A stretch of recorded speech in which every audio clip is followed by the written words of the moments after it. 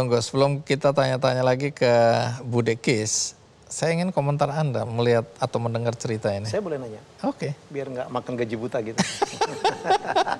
Oke, silakan kalau ada pertanyaan. Bude, tadi lompat nih saya nanyanya. Tadi gedungnya tinggi 2 lantai, terus punya karyawan banyak. Itu kan pasti ada biayanya ya? Iya. Dari mana dapatnya?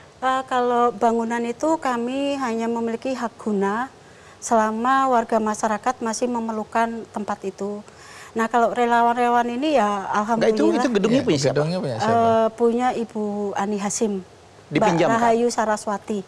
Oh. Iya itu. Dipinjamkan? Dipinjamkan. Oke. Kami hanya hak pakai itu. Oke. Tapi untuk perawatannya itu tanggung jawab kami. Nah, kan ada duitnya, ada biayanya. Iya, nah itu dia ya itu tadi kekuatan doa banyak orang, alhamdulillah. Kadang saya diminta untuk cerita tentang bagaimana proses taman bacaan. Nah situ saya dapat transport, nah itu buat operasional. Karena memang saya sama suami sudah punya perjanjian pranikah waktu mau menikah. Waduh. Saya pengen punya cita-cita memiliki perpustakaan gratis. Jadi kalaupun saya punya penghasilan, bukan untuk menunjang rumah tangga, tapi saya ingin mewujudkan cita-cita saya. Dan saat ini dibantu oleh 13 relawan, tadinya ada 15, 2 meninggal karena kena dampak terpapar COVID. Dan 13 relawan itu ya kami di kegiatan ini yang gratis hanya peminjaman buku. Selebihnya kami kenakan biaya dengan sistem infak. Infak itu berarti sesuai kemampuannya. Dan alhamdulillah teman-teman hingga saat ini masih bertahan. Ya itu tadi seperti yang disebutkan oleh relawan Entik Winarti, gajinya tuh 1 juta, sebulan. Sabar, jujur, tawakal. bukan duit. Dan BCA, Bank Sentral Akhirat. itu alhamdulillah dipertemukan dengan. Jadi mereka pun nggak terima apapun.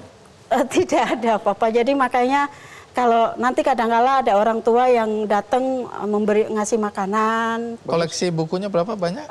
Saat ini yang di Warabel hanya 4.000, kami koleksi seluruhnya ada 8.000 karena kami ada 7 pojok baca.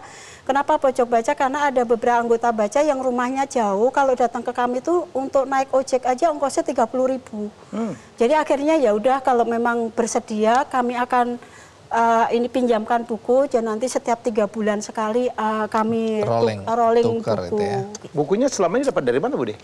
Kalau buku ada sumbangan dari beberapa penerbit, ada juga personal, misalnya kenal teman, terus Bude saat ini yang buku dibutuhkan apa, saya butuh ini, alhamdulillah dapat kiriman. Dan kami juga ini anak-anak yang belajar di kami kan dari PAUD. PAUD itu nanti kelas TPQ. Nanti kelas TPQ dia ikut pendampingan belajar. Nanti kalau udah SMA mereka baru tidak datang. Nah, nanti ada beberapa anak yang sudah bekerja. Nah, mereka itu menyumbang, dan kami juga ada gerakan bank sampah. Nah, dari bank sampah itulah kami untuk belanja buku, dan kami ada kenalan distributor toko buku lumayan besar, ya kami hubungin beliau, dan akhirnya dengan ada dapat bersahabat harganya gitu. Masih butuh buku nggak ya? Saat ini kami masih sangat butuh buku, terutama buku tentang parenting dan buku untuk anak-anak Pak kami. Dan buku tabungan mungkin ya. Itu cukup satu tuh ya sebenarnya. Buku baru 50 eksemplar dalam 1 hari itu, besok sudah bukan baru lagi. Dan kalau berkunjung ke kami, bukunya sudah tidak ada yang utuh, semuanya udah rusak, halaman atau isinya udah, bahkan ada yang pinjam itu tidak dikembalikan. Itu sudah tidak heran lagi. Ya Bude, pokoknya insya Allah nanti ada bantuan buku ya. Amin. Dari gerakan bagi-bagi jutaan buku. Ya kami dengan lebih baik akan mengupayakan. Ya. Oke, Bu Dekis, tantangan terberat yang Anda hadapi sebagai orang yang berada di ujung tombak untuk mendorong literasi ini, untuk mendorong minat baca, ya, mengakses buku-buku yang bermutu tentu ya. Apa tantangan yang terberat yang Anda rasakan? Satu ya tantangannya kaderisasi relawan, itu sangat sulit. Ya. Karena itu memang harus mulai dari hati. Calling, panggilan. Dan kerja hati. Itu dari panggilan ya. Kedua ya buku, tadi itu klise ya itu. Kalau buku itu jelas kami sangat keteteran untuk mengupgrade buku baru terus.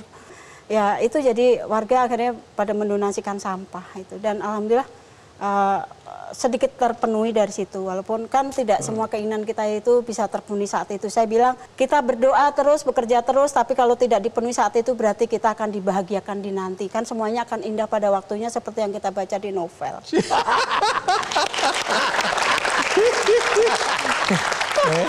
Oke, Bu Dekis, matur nuwun, terima kasih Sami-sami. ya.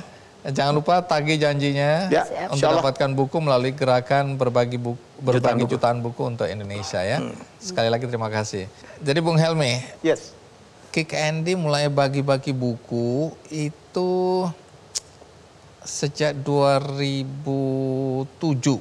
Itu sebenarnya juga merepresentasikan apa yang saya rasakan ketika dalam kemiskinan nggak bisa beli buku. Saya kalau ulang tahun itu ibu saya belikan satu buku tipis itu, prakarya.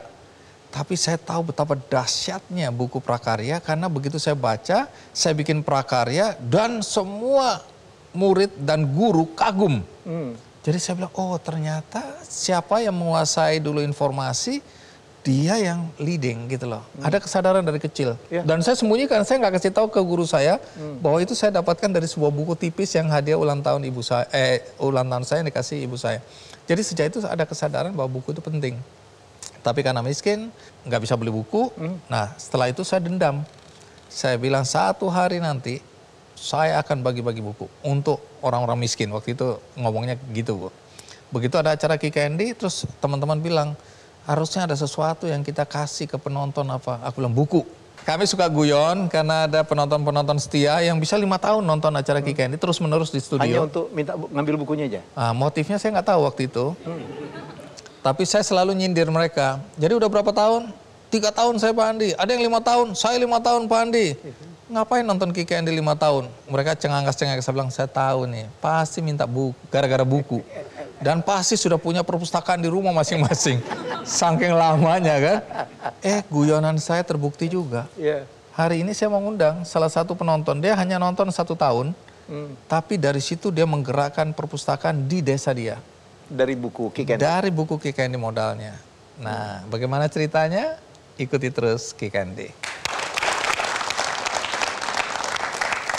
Jadi tujuan nonton Kick Andy, buku atau pengen nonton saya sama narasumber? Jujur lo ya, jujur. Kalau jujur ya pengen dapat buku.